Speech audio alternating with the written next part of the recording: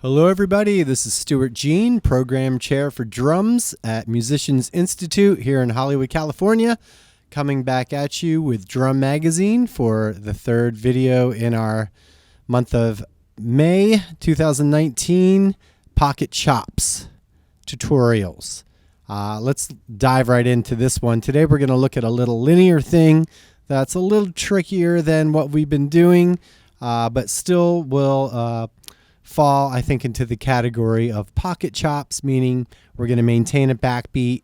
We're going to basically be playing kick, hi-hat, snare, and not diverting from the groove too much, but still enabling us to throw in a little bit of flash and a little bit of chops. So this one works really good in halftime. So if however you want to count it, but if you're basically playing a groove like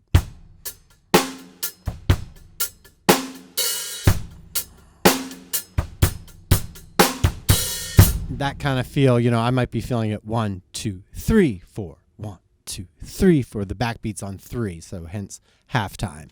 But again, you can all count how you want to count as long as it feels good. So the groove, the lick is basically a linear grouping of 3 for the first bit. We have 1 E and 2 E.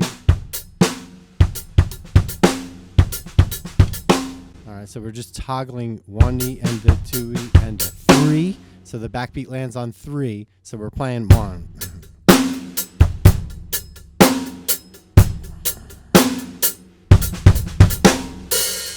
All right, that's the first part of it. And that works on its own fine, right?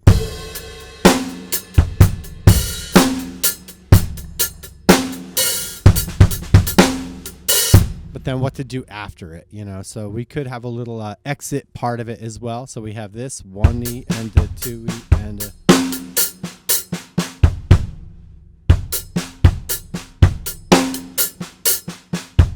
So it's basically after the backbeat,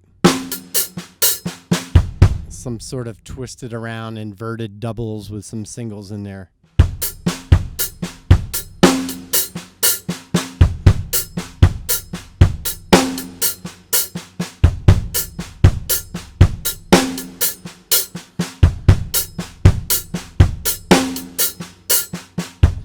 There it is on a loop. Practice that way. It does work as a groove on its own, like a cool linear groove, but I'm converting it to just work into, maybe every 8 bars or a couple times in a song.